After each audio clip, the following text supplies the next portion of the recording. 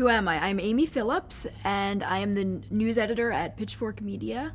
I'm in charge of the news section, which tells you everything that's going on with all of your favorite bands and not favorite bands, and getting through the information about what records are coming out, who's going on tour, who is doing something crazy, who is fighting with who, also what new songs are out there, what new videos, things like that.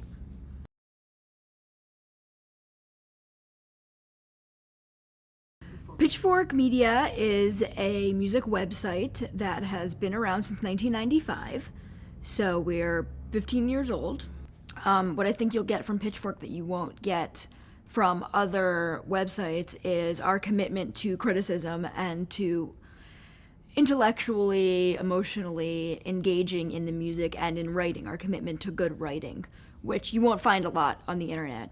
You'll certainly find it in print magazines, but it's very rare in the world of the blogosphere to find good writing, and we're committed to lengthy album reviews. Our album reviews run between 500 and 1,000 words, which again you probably won't find in many music magazines these days due to smaller word counts, shrinking magazine sizes. So with the web you can write as long as you want, so we can explore an album in depth. We can do long interviews.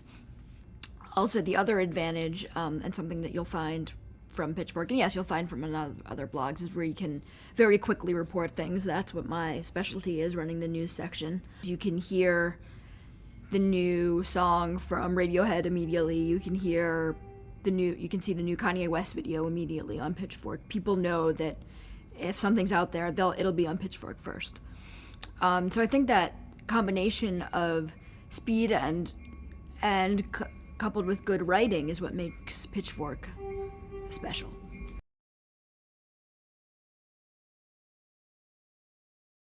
When I was growing up, when most people who are alive now were growing up, except for very young people, you couldn't immediately hear a piece of music that you were reading about unless you had already bought it, you had heard it on the radio, you gotten it from a friend. What makes the internet so exciting is you can immediately hear what people are talking about. So that changes the role of the critic. It becomes less about describing exactly what something sounds like than putting that in a filter through why should you care about that, why do I care as the writer care about it, why is this worthy of your time when there's an entire world of music out there. And there's more music out there than ever before. It's so much easier to create professional quality or non-professional quality, if that's what you want, music than it's ever been. It's easier to distribute it to the entire world than it ever has been. What's become more important is just filtering through everything that's out there and saying, hey, here's what you might like, here's what you might not like, here's what people are talking about that's worth paying attention to, here's what people are talking about that isn't worth paying attention to. Our role as writers has become much more valuable as a gatekeeper, as someone who's sitting there listening to everything and filtering through it and bringing to your attention what you might not know about, or you might know about and not necessarily have taken the time to pay attention to.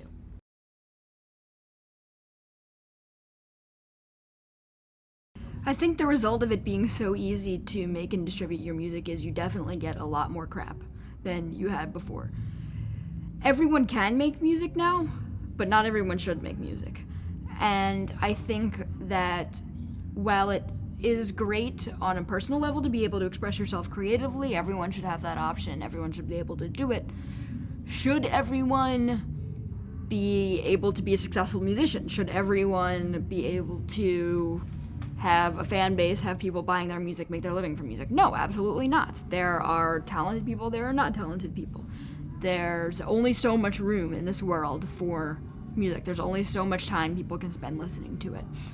And I think that just because you can do it doesn't mean you should. I definitely think that there's the quality level overall of music, because there's just so much more out there, has gone down. I don't think there's more good music than ever. I think there's probably about the same amount of good music than ever, but there's so much more bad music, I would say.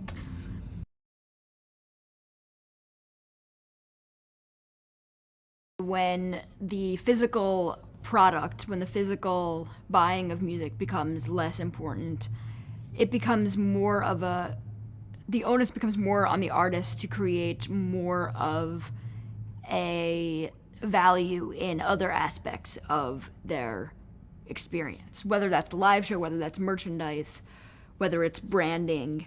The more ways that you can get people to care about your music, the better.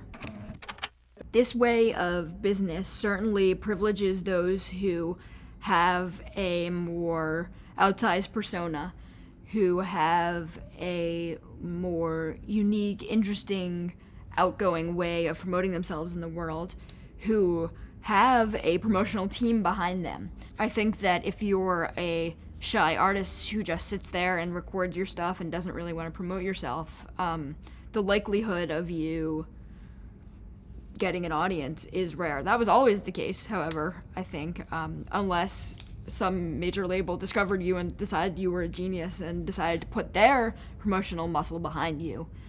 Hard work has always been important in the music industry, and I don't think it ever will not be.